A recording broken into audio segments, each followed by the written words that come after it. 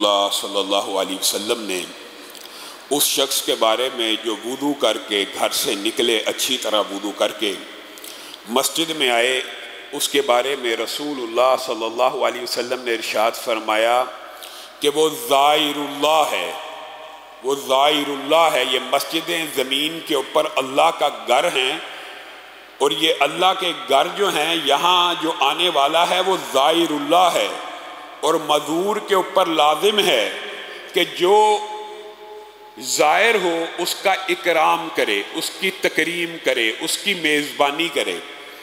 صحابہ اسی لیے فرمایا کرتے تھے، حضرت عمر سے بھی یہ بات ثابت ہے اور دیگر صحابہ سے، کہ مسجدیں جو اللہ رب العزت کا گھر ہیں، یہاں پہ جو زائر بن کے آتا ہے، یعنی اللہ کی عبادت کرنے آتا ہے، پھر اللہ پہ واجب ہے اور لازم ہے کہ اپنے مہمانوں کا ویسے اکرام کرے جیسے اکرام کرنے کا حق ہے۔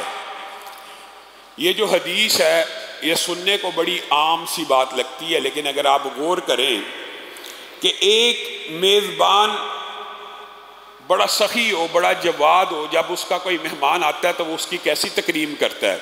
اس سے بڑا سخی ہو، اس سے زیادہ تکریم کرتا ہے۔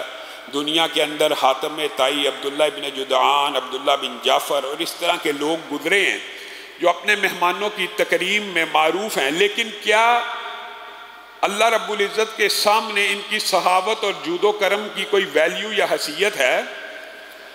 اللہ رب العزت جب اکرام کرے گا تو وہ اکرام کیسا ہوگا؟ اگر آپ اپنے پسندیدہ کسی مہمان کے آنے کے اوپر خوش ہو کر اس کو ویلکم کرنے کے لیے دروازے کھولتے ہیں، گھروں کے اندر خوشبو چھڑکتے ہیں کہ آپ کا پسندیدہ بندہ آج گھر میں آ رہا ہے، اس کے لیے آپ کچھ دیر پہلے سے پلاننگ شروع کر دیتے ہیں، کچھ دیر پہلے سے پلاننگ کرتے ہیں کہ آج ہمارا فلاں مہمان آ رہا ہے، ہم نے اس کے لیے یہ کھانا بنانا ہے، ہم نے اس کے لیے یہ کام کرنا ہے، ہم نے اس کے لیے یہ کام کرنا ہے۔ تو بتائیے جو اللہ کا مہمان بن کے مسجد میں آ رہا ہے، اللہ رب العزت اس کے بارے میں کیا پلاننگ کرتے ہیں، اور اللہ رب العزت اس کے لیے کیا اکرام رکھتے ہیں؟ صحیح حدیث سے اس بات کا اندازہ ہوتا ہے کہ رسول اللہ صلی اللہ علیہ وسلم نے فرمایا اس اکرام کی اور اس خوشی کی ایک کیفیت کو رسول اللہ صلی اللہ علیہ وسلم نے ایک حدیث میں یوں بیان کیا کہ جب کوئی بندہ مومن وضو کر کے گھر سے نکلتا ہے اور مسجد میں آتا ہے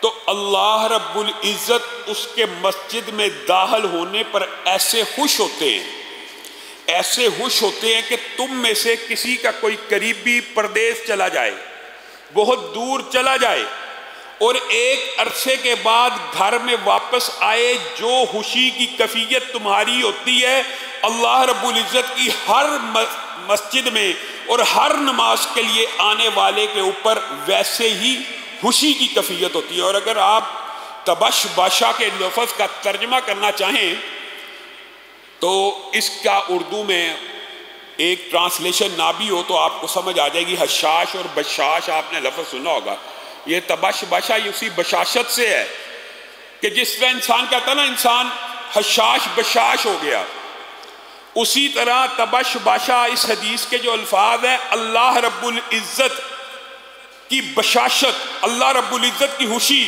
اللہ رب العزت کی فرحت، یہ کوئی چھوٹی بات نہیں ہے۔ جب بندہ مومن مسجد میں آتا ہے تو اللہ رب العزت عرش کی بلندیوں پر اس سے خوش ہو جاتے ہیں، اور اللہ رب العزت کی بشاشت کا پا لینا اکیلا۔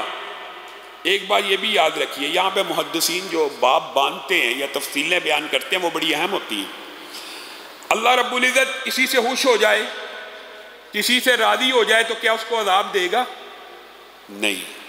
گویا اللہ رب العزت کو جو دن میں 5 مرتبہ خوش کر رہا ہے، 5 مرتبہ خوش کر رہا ہے ایک ہی دن میں، اس بندے کے اوپر کوئی میل کچیل یا کوئی گناہ رہنے کا ہلکا سا بھی امکان ہے۔ اسی لیے حضرت عثمان کی حدیث میں موجود ہے کہ جو بندہ گھر سے وضو کر کے نکلتا ہے اچھی طرح اور باجماعت نماز ادا کرنے کے لیے مسجد میں آ جاتا ہے، غفر لہ ما تقدم من ذنبہ، اس کے ایک ہی نماز کے بدلے میں سارے کے سارے گناہ معاف ہو جاتے ہیں، ایک نماز کے بدلے۔ یہ حضرت عثمان کی صحیح حدیث ہے، ایک نماز کے بدلے میں۔ پہلے آپ کے سامنے اجر رکھ رہے تھے نماز پڑھنے کے لیے آنے والے، اور یہاں پہ نماز پڑھنے کے بعد کے بھی بعد اجر اور فضائل آپ کے سامنے رکھیں گے، ان میں سے ایک یہ بھی ہے کہ اس کے سارے گناہ معاف ہو جاتے ہیں۔ اور رسول اللہ صلی اللہ علیہ وسلم کی جو حدیث ہے کہ 6 مجلسیں ایسی ہیں جو ساری کی ساری اللہ کی ضمانت میں ہیں، ان 6 مجلسوں میں سے ایک مجلس با جماعت نماز کی ادائیگی کے لیے آنے والوں کی مجلس ہے۔ الحمدللہ سارے کے سارے اسی کام کے لیے آئے ہیں، قیام کے لیے بھی آئے ہیں، لیکن عشاء کی نماز بھی با جماعت پڑھنے کے لیے آئے ہیں۔ 6 مجلسیں، ان میں سے ایک با جماعت نماز کی ادائیگی کے لیے آنے والے کی جو آتا ہے وہ اللہ رب العزت کے ذمے میں ہے، اس مجلس کا اللہ ضامن بھی ہے۔ ایک تو ہوتا ہے ذمہ اور ایک ہوتا ہے ضامن، اور یہ دونوں باتیں آپ کے سامنے پچھلے دروس میں رکھ چکے ہیں کہ ذمہ داری سے مراد کیا اور ضمانت سے مراد کیا ہے۔ ضمانت یہ ہے کہ زندہ رہو گے تو اللہ تمہیں رزق دے گا، اور ضمانت یہ ہے یہ کام کرتے ہوئے دنیا سے چلے جاؤ گے تو جنت میں داخل ہو جاؤ گے۔ اور ذمہ داری بھی یہی ہے، ان عاشا اگر زندہ رہے گا تو بہترین رزق دیا جائے گا جو اس کو کفایت کر جائے گا، مر جائے گا تو جنت میں داخل ہو جائے گا۔ اور اس کی جو ٹرانسلیشن محدثین نے کی ہے بنیادی طور پہ اس سے مراد یہ ہے کہ خیر و عافیت سے زندہ رہے گا اور خیر و عافیت سے دنیا سے چلا جائے گا۔ بندہ یہ سوچتا ہے کہ میں یہ کام کروں گا تو یہ ہو جائے گا وہ ہو جائے گا، ہرگز نہیں ہوگا۔ اور ان میں سے باقی جو 5 مجالس ہیں ذکر آیا حدیث کا تو وہ بھی سن لے۔ ایک مریض کے پاس بیٹھنے والی مجلس، یعنی آپ میں سے کوئی بندہ صرف مریض کی تیمارداری کے لیے گیا ہے، عیادت کے لیے گیا ہے، تو وہ مجلس بھی اللہ کے ضمانت میں ہے۔ اور اس کی صرف یہ فضیلت نہیں ہے، رسول اللہ صلی اللہ علیہ وسلم نے اس بارے میں بڑی طویل حدیثیں موجود ہے جن کا خلاصہ آپ کے سامنے رکھتا ہوں کہ ایک بندہ اگر کسی شخص کی تیمارداری کے لیے، یہ بات ضمنی طور پہ آئی ہے لیکن آئی ہے تو اس کو بھی سمجھ لینا چاہیے، تیمارداری کے لیے پتہ چل گیا میرا فلاں دوست بیمار ہے، میرا فلاں نمازی فلاں بندہ بیمار ہے، اس کے گھر اس کی تیمارداری کے لیے صبح کے وقت چلا گیا تو رسول اللہ صلی اللہ علیہ وسلم نے فرمایا 70,000 فرشتے پورے صبح سے لے کے شام تک اس کے لیے مغفرت کی دعا کرتے رہتے ہیں۔ اور اگر شام کے وقت گیا تو شام سے لے کے صبح تک 70,000 فرشتے اس کے لیے مغفرت کی دعا کرتے رہتے ہیں۔ جب جاتا ہے فرشتے ہمراہ ہوتے ہیں، جب واپس لوٹتا ہے فرشتے ہمراہ ہوتے ہیں۔ متعدد احادیث ہیں، جب مریض کے پاس بیٹھ جاتا ہے تو رحمت الہی میں غوطہ زن ہو جاتا ہے۔ حتیٰ کہ بعض حدیثیں تو ایسی ہیں کہ اللہ تعالیٰ کل قیامت کے دن پوچھ لے گا بندے سے، میں بیمار تھا تو میری عیادت کو نہیں آیا۔ اللہ کہے گا میں بیمار تھا تو میری عیادت کو نہیں آیا۔ بندہ کہے گا اللہ آپ تو رب العزت ہیں، آپ کیسے بیمار ہو سکتے ہیں؟ کہا ہاں میرا فلاں فلاں بندہ بیمار تھا، اگر تو اس کی عیادت کو چلا جاتا تو مجھے پا لیتا۔ یہاں سے مراد یہ ہے کہ میری رحمت کو پا لیتا، میرے انعامات کو پا لیتا، میں منتظر تھا۔ اسی طرح جنازے کے ساتھ جانے والا یا جنازے میں حاضر ہونے والا، یہ مجلس بھی اس کے اوپر بھی ضمانت ہے، گارنٹی ہے۔ جو گارنٹی اور ضمانت اور ذمہ، یہ بات آپ سمجھ لیں، اس سے مراد یہی ہوتی ہے کہ اللہ تعالیٰ زندہ رکھے گا تو رزق حلال، اطمینان، صحت، زندگی اور موذی امراض سے بچاؤ کر کے، اور جب فوت کرے گا تو گناہوں کو معاف کر کے۔ تو یہ اعمال کرتے رہنا چاہیے، مستقل کرتے رہیں گے تو کسی نہ کسی عمل کے اندر شامل ہوں گے، کسی نہ کسی عمل کے حال میں فوت ہوں گے تو اسی عمل پہ اٹھائے جائیں گے۔ جنازے والی مجلس کے اوپر بھی یہ 6 مجلسوں میں شامل ہے جو اللہ کے ضامن اور ذمے میں ہیں۔ اور صرف ایک جنازہ پڑھنے کا بندہ مومن کو اجر و ثواب اتنا ملتا ہے کہ کل قیامت کے دن انسان ان اجر و ثواب کو دیکھ کے حیران رہ جائے گا۔ صرف اپنے زندگی میں آپ نے جتنے جنازے پڑھے ہیں نا، اس ایک جنازے کا بدلہ، صرف ایک جنازہ پڑھنے کا بدلہ فرض ہے نہیں، چند مسلمان قائم کر لیں باقیوں کے اوپر فرض ساقط ہو جاتا ہے، ایسا فرض ہے۔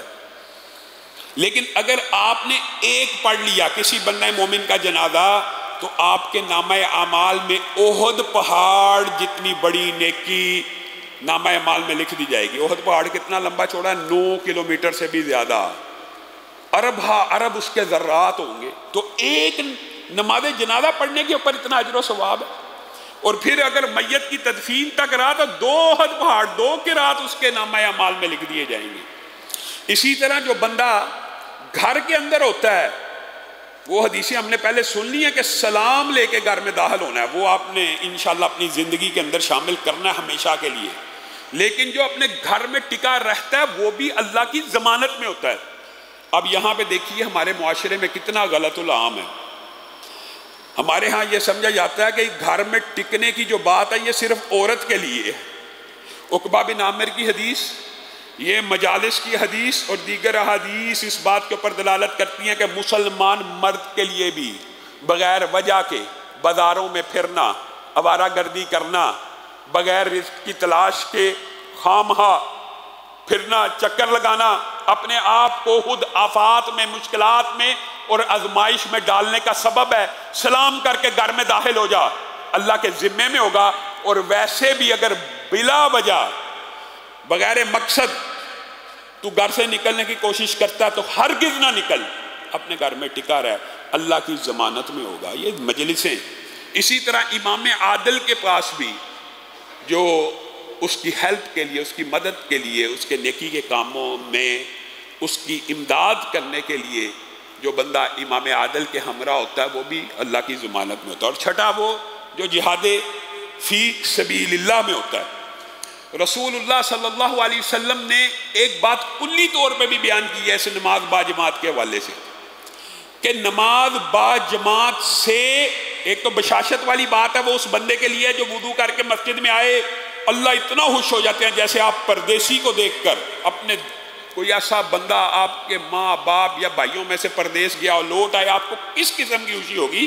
اللہ صرف آپ کو یہ بتلانا چاہتا ہے کہ میں ہر آمد کے اوپر اتنا خوش ہوتا ہوں۔ اور دوسری حدیث یہ جو ہے، یہ ایک فرد کے بارے میں نہیں ہے، یہ پوری کی پوری جماعت کے بارے میں، کہ اللہ رب العزت نماز با جماعت سے خوش ہوتے ہیں۔ اور ایک بندے کی جو نماز ہے، یا دو بندوں کی جو انفرادی نماز ہے، یا تین بندوں کی جو انفرادی نماز ہے، یا چار بندوں کی جو انفرادی نماز ہے، اس سے با جماعت نماز افضل ہے۔ آپ نے یہ حدیث تو سنی ہوگی، کتنے درجے؟ دونوں حدیثیں موجود ہیں، 25 اور 27 درجے۔ یہ انسان کے اپنے خشوع اور خضوع پہ ڈیپینڈ کرتا ہے۔ با جماعت نماز میں وہ کتنا خشوع خضوع کرتا ہے تو اس کو 25 درجے ملیں گے، 26 ملیں گے، 27، یعنی 25 بھی مل سکتے ہیں اور 27 بھی۔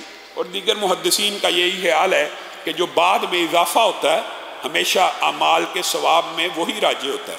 لیکن موقف یہی درست ہے کہ ایک بندے نے ایک نماز پڑھی، ایک بندے نے ایک جماعت کے ساتھ پڑھی، اس کو کم از کم 25 درجے ثواب ملے گا، اور 27 درجے اس کے حساب سے خشوع اور خضوع کے اعتبار سے، یعنی منفرد آدمی کی نماز سے با جماعت نماز 27 درجے بہتر ہے۔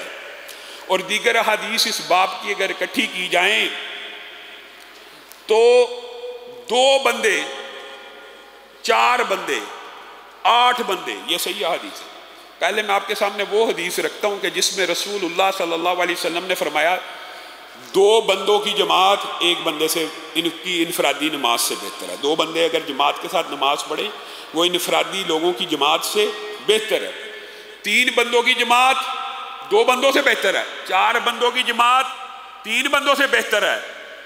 مراد اس حدیث کا اگر مفہوم ٹرانسلیشن آپ سمجھیں تو اس حدیث سے یہ بات سمجھ آتی ہے کہ نمازیوں کی با جماعت نماز میں جتنی تعداد بڑھتی جائے گی، اللہ رب العزت کو وہ نماز با جماعت زیادہ پسند آتی چلی جائے گی۔ اور یہ بات صحیح حدیث کے ان الفاظ سے ثابت ہے، اور محدثین نے اس کی یہی ٹرانسلیشن کی ہے۔ مثلا ایک جگہ 3 بندوں کی جماعت ہو رہی ہے، ایک جگہ 10 بندوں کی جماعت ہو رہی ہے، ایک جگہ 20 بندوں کی جماعت ہو رہی ہے، تو یہ بات راجع ہے۔ جہاں پہ 20 بندوں کی جماعت ہو رہی ہے اس جماعت سے اللہ رب العزت 3 بندوں، 5 بندوں، 10 بندوں کی جماعت سے زیادہ خوش ہوتا ہے۔ تو یہاں محدثین نے ابواب بھی یہ باندھے ہیں کہ زیادہ نمازیوں والی مسجد میں نماز با جماعت کا ثواب زیادہ ہوتا ہے۔ زیادہ نمازیوں والی مسجد میں نماز با جماعت کا ثواب زیادہ ہوتا ہے، لیکن اس کا یہ مطلب نہیں ہے کہ جو مسجدیں آپ کے گھر کے قریب ہیں ان کو بے آباد کر دیا جائے۔ اگر وہاں پہ نیت یہ ہوگی کہ ان کی بھی آبادی رہے، ہو سکتا ہے اللہ تعالیٰ اس سے بھی زیادہ اجر و ثواب دے، لیکن یہ بات راجع ہے جس مسجد میں نمازیوں کی تعداد زیادہ ہوتی ہے اس میں جو نمازی آتا ہے اس سے اللہ رب العزت زیادہ خوش ہوتے ہیں۔